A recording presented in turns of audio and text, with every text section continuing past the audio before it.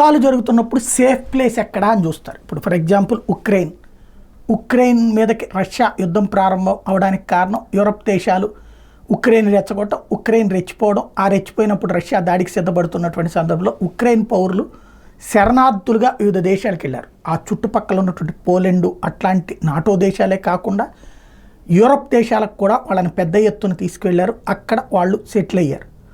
ఇప్పుడు అట్లాంటి పరిస్థితి ఇజ్రాయెల్ పౌరులకు వస్తుందా? ఎందుకంటే ఇజ్రాయెల్ తాజాగా చేసినటువంటి హమాస్ మీద దాడి కావచ్చు, హెజ్బుల్లా చీఫ్ మీద దాడి, ఇద్దరు చీఫ్లని లేపేసినటువంటి నేపథ్యంలో ఇరాన్ రంగంలోకి దిగింది. పెద్ద పెను యుద్ధానికే రంగం సిద్ధమైంది.